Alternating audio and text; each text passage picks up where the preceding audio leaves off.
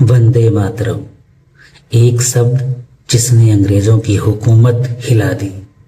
सोचिए, साल 1930 का दशक है। चारों तरफ अंग्रेजों का पहरा है, जेल के पीछे कोड़ों की गूंज है। लेकिन अचानक एक बैरक से आवाज उठती है, वंदे मातरम। जल्लाद का कोड़ा जितनी तेजी से पीठ पर पड़ता है, उतनी ही तेजी से लहू से लथपथ वो क्रांतिकारी चिल्लाता है, वंदे मातरम। क्या था इस एक शब्द में?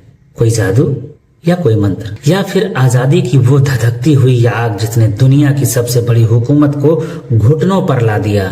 दोस्तों, आज हम बात कर रहे हैं उस महामंत्र की जिसे हम सब वंदे मातरम के नाम से जानते हैं। आज साल 2026 में जब लाल किले की प्राचीर से पहली बार आधिकारिक रूप से इस गीत को गाया गया है, तो हर हिंदुस्तानी का सीना गर्व से चौड़ा हो गया है। लेकिन क्या आप जानते हैं कि हमारे क्रांतिकारियों के लिए यह सिर्फ एक गीत नहीं, बल्कि जीने और मरने की वजह था। आज जब हम एक दूसरे से मिलते हैं तो कहते हैं हाय हेलो एक्सेट्रा, लेकिन आज से 90-100 साल पहले जब इस मिट्टी के शूरवीर भारत माँ के दीवाने एक दूसरे से मिलते थे तो हाथ मिलाकर या गले लगकर सिर्फ एक ही बात कहते थे, वंदे मातरम। यह कोई साधारण अभिवादन नहीं था, यह उनके बीच का एक सीक्रेट कोड था, जिसका मतलब था, भाई मैं भी इस वतन पर कट मरने को तैयार हूँ, क्या तुम भी तैयार हो? उस समय की बात तो देखिए, जब भगत सिंह, सुखदेव, राजगुरु या चंद्रशेखर आजाद जैसे सूरवीर एक दूसरे को चिट्ठियां लिखते थे ना, और ऐसी चिट्ठियां जो अगर अंग्रेजों के हाथ लग जाती तो सीधे फांसी की सजा तय थी। उन चिट्ठियों के नीचे अपने दस्तखत से पहले वो बड़े बड़े अक्षरों में लिखते थे, वंदे मातरम।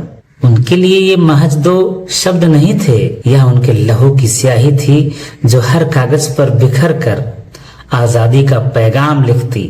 इतिहास गवाह है दोस्तों, आज उस दौर में अगर कोई जंग जीतनी हो, किसी आंदोलन की शुरुआत करनी हो या कोई बड़ी उद्घोषणा करनी हो, हजारों की भीड़ तब तक शांत नहीं होती थी जब तक मंच से आखिरी नारा न गूंज उठे, वंदे मातरम। अंग्रेज इस एक शब्द से इतना डरते थे कि उन्होंने इस पर बैन लगा दिया था। जी हाँ, सरेआम सड़क पर वंदे मातरम कहना उस समय अपराध था। लेकिन हमारे देश के दीवानों का पागलपन तो देखिए, अंग्रेज जितनी पाबंदी लगाते, हमारे वीरों की छाती उतनी ही चौड़ी हो जाती। फांसी के फंदे को चूमते वक्त भी जब उनके गले की नसें फूल जाती थी ना, तब भी आखिरी सांस के साथ जो शब्द हवा में तैरता था वो था वंदे मातरम। सच कहें तो हमें आजादी सिर्फ बंदूकों से नहीं मिली, हमें आजादी इस एक शब्द की ताकत से मिली, जिसने करोड़ों बिखरे हुए हिंदुस्तानियों को एक धागे में पिरो दिया। अब 2026 का ऐतिहासिक मोड़, और आज देखिए वक्त का पहिया घूमा है। साल 2026 में इतिहास ने करवट ली है। जिस वंदे मातरम को दबाने की कोशिश की गई, जिसके हर एक अंतरे पर सियासत हुई, आज उसी राष्ट्रगीत को उसका असली हक मिला है। संसद के नए कानून और लाल किले की प्राचीर से गूंजते इस सभी छंदों ने यह साबित कर दिया है कि क्रांतिकारियों का वो बलिदान, वो लहू, वो नारा कभी बेकार नहीं जा सकता।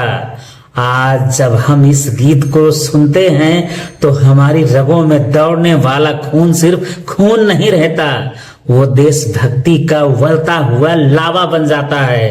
तो भाइयों और बहनों, अगली बार जब आप वंदे मातरम कहें तो इसे सिर्फ एक शब्द मत समझिएगा, याद रखिएगा कि इस शब्द के पीछे हजारों माताओं के सुने हुए गोद हैं, उनकी दास्तान है, हजारों बहनों की मिट चुकी सुंदर की कहानी है। इस देश के जाबाजों का इनकलाबी जज्बा है। ब्लॉग अच्छा लगा हो तो इसे हर सच्चे हिंदुस्तानी तक शेयर करना न भूलें। कमेंट बॉक्स में अपनी हाजिरी सिर्फ 2 शब्दों से लगाना, वंदे मातरम। जय हिंद, जय भारत।